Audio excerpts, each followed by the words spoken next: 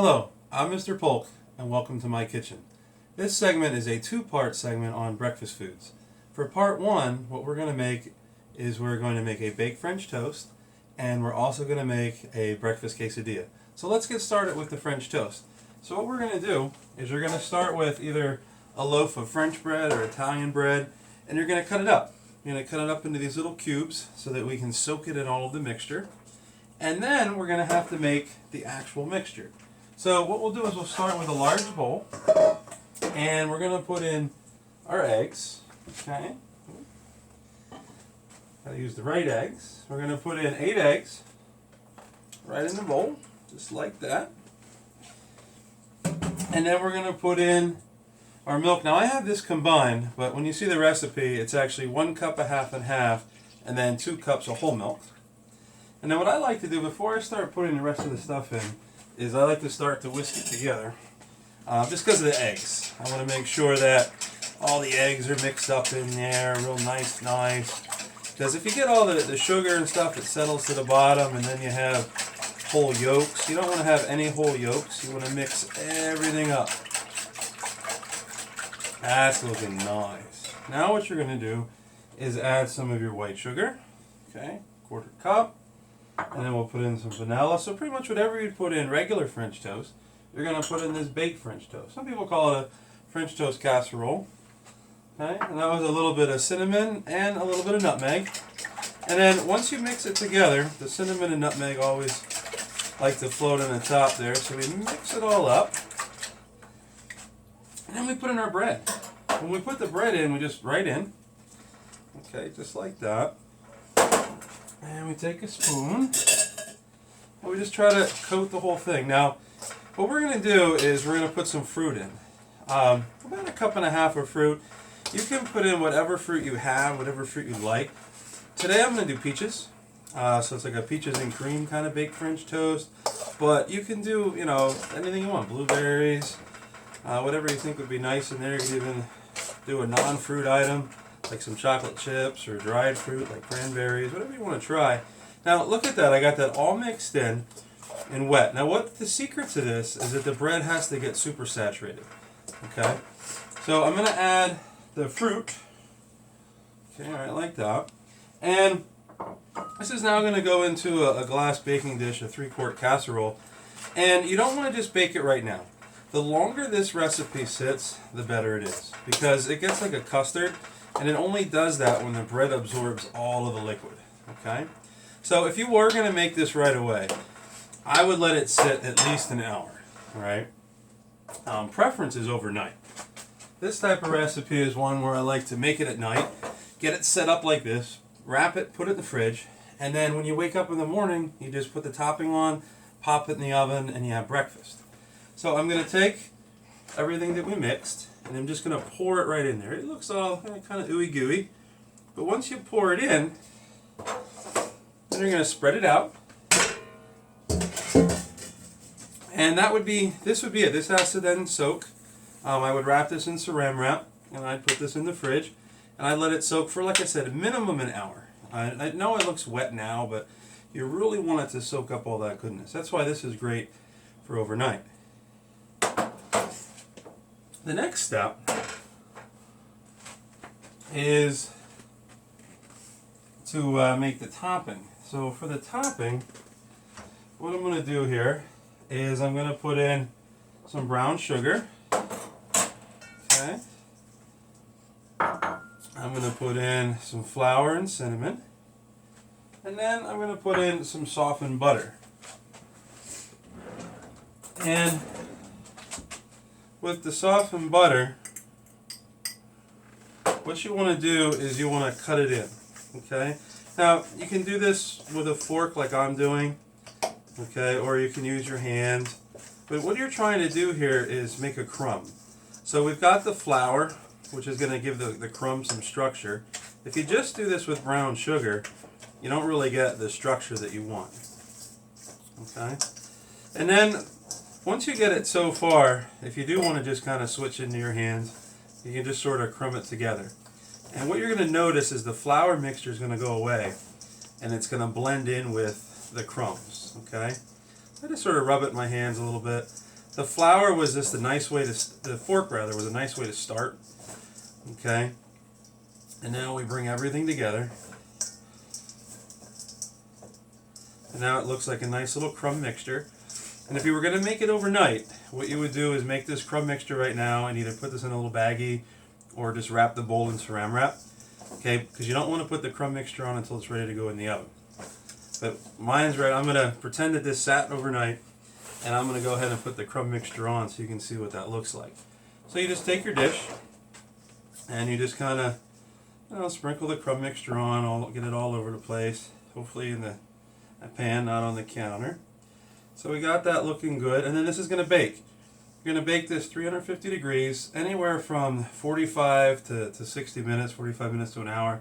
It just depends on your oven and how saturated the bread is. Let me put this back. Give my hands a little rinse. So what happens is you're going to bake this until we like to say it's set. Set means that it's not super wet in the middle. Okay, it's going to get like a custard. So you want it to appear like it's baked. After a good 45 minutes, it'll get crispy on the top, and you'll start to see what that looks like. So this then would go in the oven, and when it comes out of the oven, it's going to look like this. Now this one I baked in a cast iron skillet, but you can see how nice it gets. It gets nice and thick. The bread will actually puff up for you. The top gets crumbly, and you can see that this is a nice warm breakfast. This is great as a brunch, like a Christmas morning type thing. You come down, you throw it in the oven and you eat it. It's just a really nice thing, a Mother's Day brunch. So this is how we make the French toast. The second one is a lot of fun. The second one is going to be a quesadilla. A lot of times people make for breakfast, maybe they make a breakfast burrito or something like that. But we're looking at a breakfast quesadilla. So I'm going to use, instead of the frying pan, the saute pan for this, I'm going to use my electric skillet. So I'm going to set that to about 325. You can use a pan as well. It's just easier for the video for me to do that. And we're going to make some eggs. So to scramble the eggs, we're going to take 6 eggs. And then we're going to take just a little seasoning, just a little bit of salt, a little bit of pepper, and then I'm also going to put in milk, about a quarter cup of milk. And this would be normal scrambled eggs at this point, but because we're making more of a quesadilla type thing, what I'm going to do is add about a tablespoon of hot sauce just to kick it up a little bit. And then you're going to whisk this up. While you're whisking this up, what I'm going to do is turn my pan on, just like medium-ish. Okay, you don't need it super hot. And I'm going to throw some butter in there, let it start to melt. And while the butter melts, I can keep mixing these.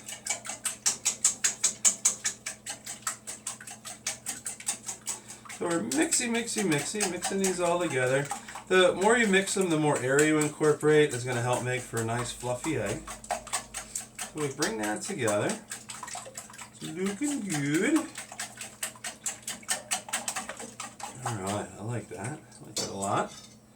And then what I'm going to do is I'm going to put it in here all at once, as soon as my butter kind of melts. And the trick with the eggs is when you put them in, you want to keep them moving so that you always have a layer of thin egg, uncooked egg on the bottom. And then it's going to cook and come up. So we're going to go like this. Oh, that looks good. We're going to put the egg in. And the idea is that as it starts to cook, I want these to get fluffy. So if all I did was let them cook right now, and this is any kind of scrambled egg, if I just left them cook, they just kind of rise up. But as I move them, you can see that there's already, the proteins, as I like to say, are starting to coagulate. It's already thickening, okay? So if you let those cooked eggs on the bottom and make the heat go through the cooked egg into the uncooked egg, the eggs on the bottom, they get overcooked. So right now I'm moving it. I'm keeping things going so that any egg on the bottom that was cooked is now going to come up to the top, okay? And you don't have to stir it constant. But you do want to give it a chance to start to coagulate, which is what's happening. Now let's talk about the quesadilla for a second. The quesadilla is going to use a tortilla. We're going to butter it, put it in the pan, and then we'll be able to add all of these mix-ins. Okay? So, see now look, I left that sit just so you could see what would happen. And you see all the stuff on the bottom, the coagulated, that's good. Now I'm scraping that around and allowing fresh egg to go to the bottom. And that's how we're going to keep cooking. Because when these are cooked, we want them to be light and fluffy, but we don't really want to have that brown color to them. Okay, we want them cooked. We don't want them wet or anything like that, but we do want to have it that they're not overcooked and dried out. So these are looking really nice. All right. Coming through. I'm really liking that. You can see in the middle, I'll kind of move it around a little bit. We're getting to the point where they're almost there. So what I'm going to do is prepare a bowl that I'm going to put them in. And you can see, look, all of a sudden that mass is starting to get thick. And this is where you really got to keep it going now. So we got them looking good. They're going to go on the bottom and they're going to start to get some color. You're going to notice when I flip this time, you see how it gets that, it might be hard to see on the camera, but it gets a look like it starts to get set. And that's what we're looking for on these eggs. So at this point, I'm sort of going to give them a little flatten there. Let them get a little bit of heat. You can hear the burner going. And then when I flip them, you see that? They've got that look like they're just about set. Okay. Now the color is just a little off because it's got the hot sauce in it. If you're thinking they look a little on the orangey side, that's because of the hot sauce. And I'm starting to smell the hot sauce now. These are great. I'm going to shut these down so I don't overcook them. They're nice and fluffy. It's so fluffy. But, like I said, the color might be just a little off because of that hot sauce. Now, it's time to actually build this thing. So, we've got our eggs. I'll put this here. Move this out of the way too. Okay. So, we have our eggs, which is our ingredient. We have our tortillas, and then we can build with all this stuff. You could put bacon if you want. You could put sausage. All right, if you want a little bit of heat, all right, we have some jalapenos, some jalapenos. All right, we have some tomatoes. We have a little bit of the cheese. This is the taco cheese blend. Okay. And then to finish it off, to really stay with the theme, is a little fresh cilantro. Okay. So let's get started. We got a couple of spoons here. Some of these little guys. Alright, so what you're going to do is take your tortilla. Now you could do two things. You could put your butter right in the pan. But I find that if you do that, you get butter everywhere and it's going to start to burn. What I find is a little nicer is if I actually just take the brush and I just brush the tortilla right like this. So now I'm just putting the butter right on the tortilla. Okay, or I could just brush right in the middle of the grill. But the nice thing is it's not going to burn. So we're just going to bring this down, just like that. And then once it comes down, what's going to happen is we're going to put it in and we're going to add the cheese. So we're going to throw some cheese on there. Don't overdo it, because you want to bring the cheese roughly kind of to the edge, just like that. You need it. All right.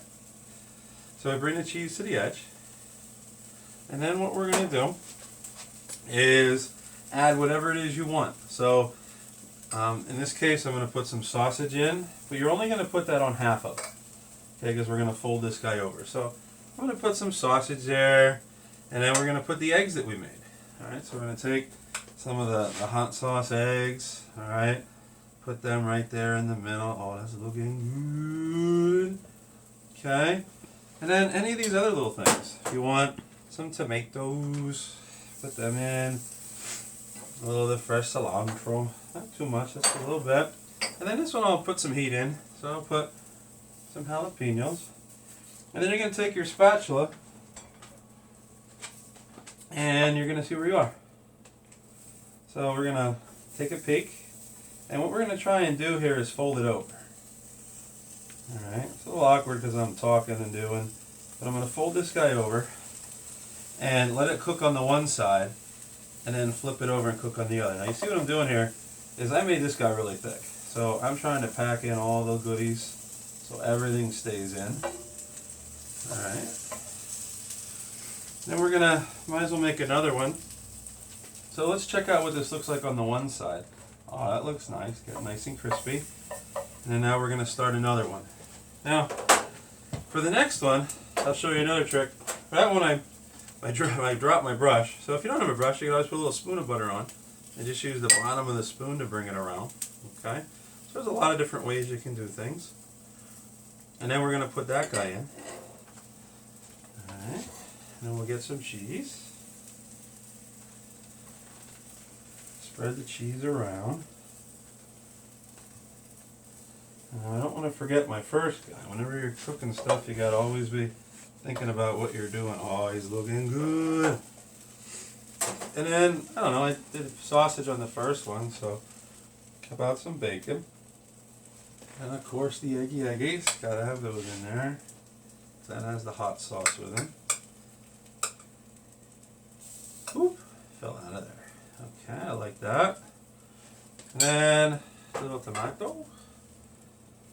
And this one I won't put the peppers in, but I will put in a little cilantro. So we take this guy out. Oh, actually flip him, he's looking nice. Now we're going to try and fold this guy over. Alright, just give it a press. Now that one I made a little faster so it's not as brown. That's alright. We're just going to let that cook for a little while. Get rid of this stuff. Don't want stuff burning in your pan. And now we're going to take this out. So here's our quesadilla. We'll let that one cook. And then what we want to do for plating is I like to just cut them in half. So we just take our plate.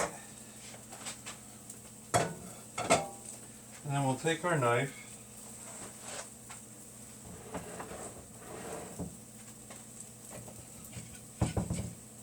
And one of the things I didn't really talk too much about is using a knife. Let me do one thing here and flip this guy over. Oh, yes. That way I can cook. Because remember, when you are using your chef's knife, you want to make sure that your hand's out of the way. When you hold the chef's knife, you want to remember you don't hold it like a hammer. Okay, we're not hammering anything. We're cutting. It's an extension of ourselves. So we take these two little fingers and we pinch the knife here and reach around. And that way we're controlling the knife. And this is the claw. And we grab it like that and we cut. Okay? So I'm just going to cut. These are little guys, so I'm just going to cut them in half. But I don't know. It's hard because I don't stop talking, but there was a really nice crunch there.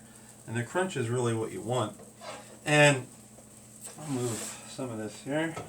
And when you go to plate, we'll use that to raise it up, is I like to plate it with maybe a little salsa or something like that. And then it's nice that, you know, we fold them in half so they have an edge. So you could lay one that way, and maybe kind of taper it like this. And then we got this guy coming. Let's see how he's looking. Alright, let's flip him over. Alright, that's looking good. And then what we'll do is give that one a cut, remember? Grab it, wrap it, and then it's like a down and front motion. Okay. And we'll put this here. And there you have a really nice, if I can turn that. And there you have a really nice breakfast. It's a little different. Like I said, a lot of people like to do the breakfast burrito, but I don't think you see a whole lot of the breakfast quesadilla. And that can be a really nice breakfast. And the neat thing about doing this as a family is that you could set all this up and you could treat it like an omelet bar and you could customize everybody. So somebody gets one with bacon, somebody gets one with the hot peppers, and everybody can kind of have their own breakfast. Okay, so we made two great breakfasts today. We made the quesadilla, and then we also, over here, cooking so much I forgot where I put stuff.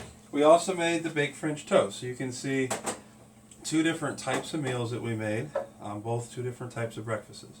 So, on that note, I'd like to thank you for cooking with me today, and I look forward to cooking with you next time right here in Mr. Polk's Kitchen.